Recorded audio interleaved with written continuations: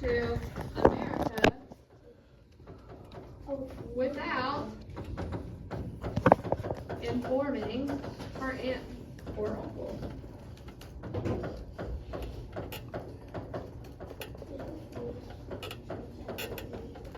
Alright, so now we need to discuss what is Kit loyal to in this instance. So she flees to America without informing her aunt or uncle. What can we assume that she has loyalty to?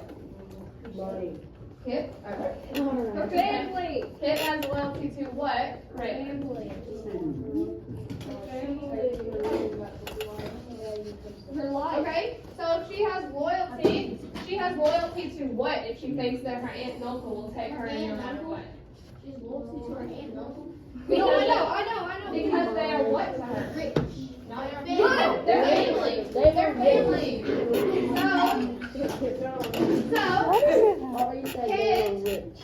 Kit believes, thank you to those of you that are staying with me. Kit believes in the loyalty of family. So Kit believes in the loyalty of family. She does not know if her aunt and uncle are also loyal to family as well, but she believes that there is family loyalty to trust in this situation. But she's also loyal to who when she makes this decision? Herself. To get around. Herself, because why? Because she can care for herself alone. Yeah. And she survive. Yeah, she yes. All right. Kit is also loyal to herself.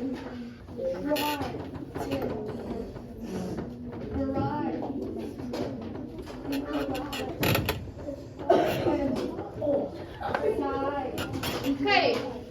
So my question for you is, how do we see her loyalty affecting her decision? So remember our unit question back at the very beginning of Notebook 1, we discussed identity. And we said our identity affects our decisions, and our decisions change our identity. So how are her decisions being formed by her identity, which is where her loyalties are at?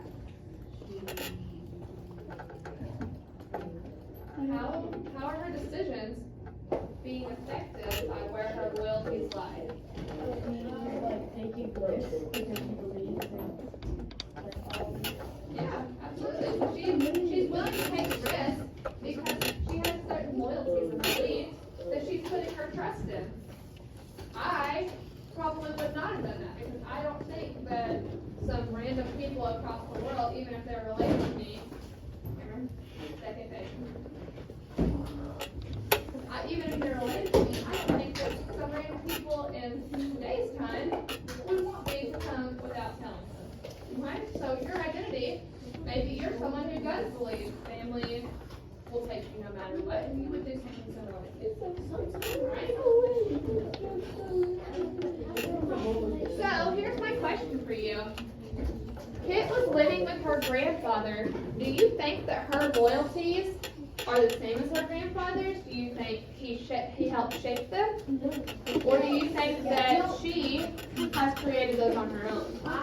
Let's go, Madeline. I think she created them on her own because her grandpa died, so he can't really give her anything, you know. But before that, she lived with him. He raised her. Yeah, but like, what is he gonna do? You have to be good. Like, Okay, let's see what Ethan has to say. Okay, so hey, thanks. All right, so his loyalty lies with herself because of her relationship with her grandfather and her experience being raised by him. Good. So we discussed in our first class, why do we think that Kit is so loyal to herself? What would lead us to believe that? Why is she happy to be loyal to herself? All right. because she has like no other family to like belong on, so she has like Yeah, so right now she's kind of all she's got at this time. Hopefully she'll have some family and they'll accept her when she gets to America. And we see that meeting, but we're hoping that eventually she'll have other people to be loyal to. But right now she's really got to depend on herself. All right. So we are going to skip You have 2 of these, right? So you're gonna skip one for now because we will not finish filling them out until we read the next section. So I'm going to pull up our lesson slides again. Remember, today's lessons are going to be short, to the point, but we are going to take away some good information, okay? So now, the final question I have for you for our whole group class discussion. This is a participate in discussion question. It says, to whom is Kit most loyal? Herself. Herself. Because Herself. I can explain that. Because, Like, everybody else is either dead or left. Sorry. But, like, besides her aunt and uncle, like, she gotta depend on herself. She gotta be loyal to herself. Well, yeah. For her mom and dad. Yeah, where did they die too? No, because her mom. They drowned. Yeah, no, I thought they got raped. remember, she told us what happened to her I parents. thought they got raped by a train. Hey,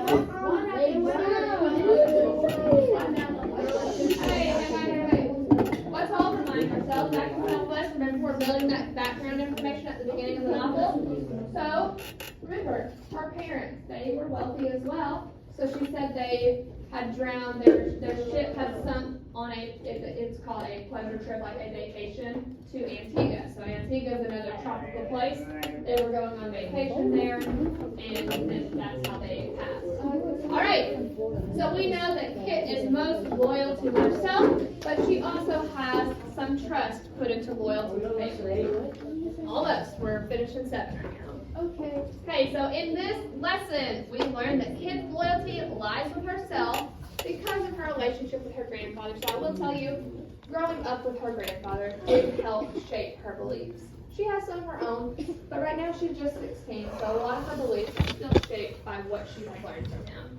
And then we practiced using our text evidence when we were looking back at those events, and then we discussed it as a whole group. Alright, so lesson 8 will be our final lesson for today, and it is another What short. are we gonna do after that? Y'all should have a little bit of extra time. We will probably do some group jam or things like that, okay? Maybe if you're really nice on this next lesson and you're participating, we can Look at about what? About. Chicken flavor? I would.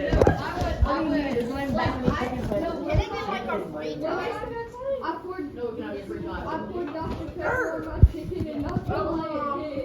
It was like tangy. Oh my gosh, why did you say that about me? Okay, I'm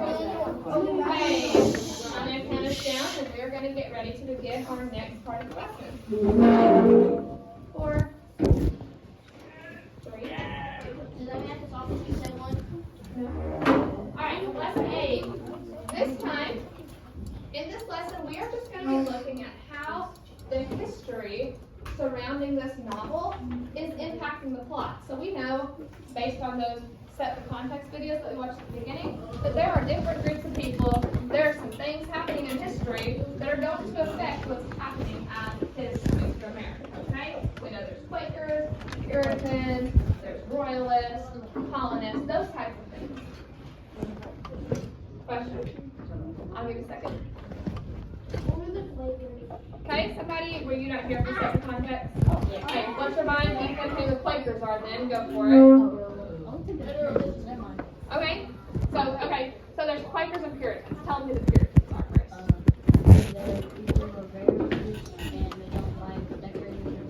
Yes, so the Puritans are, we learned more about them yesterday, so we've got some on that. They're those simple people who are very strict in their religion and they don't want anyone to be different. The Quakers are the ones that are saying, you know what?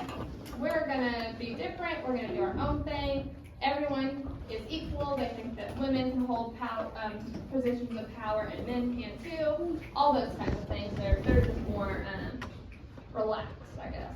So George Washington was a Puritan? Wait, guys, I thought George Washington was isn't he on the dollar bill or something? He is on our money. And on the quarter too. Alright, but while she's looking at that, just share that between each other, okay? Yeah, because this is really like George Washington time. This is All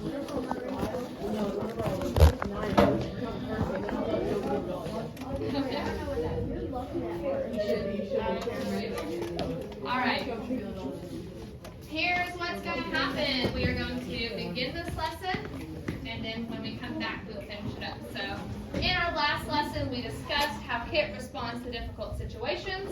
We see that she is very impulsive because she trusts that everything's going to work out as long as she is sticking to what she believes in.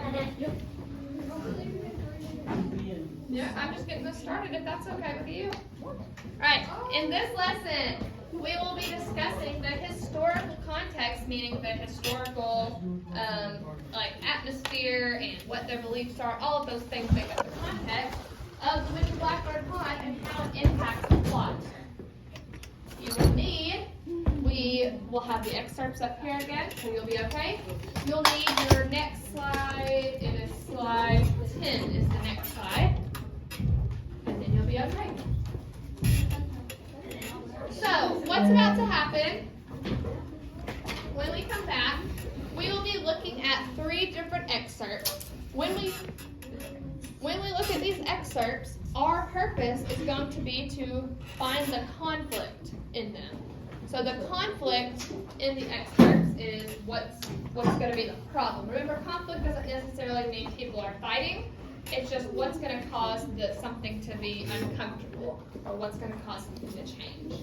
Okay? So when we come back, we'll look at 3 of those on slide 10. We're not lined up yet. Do not begin to line up.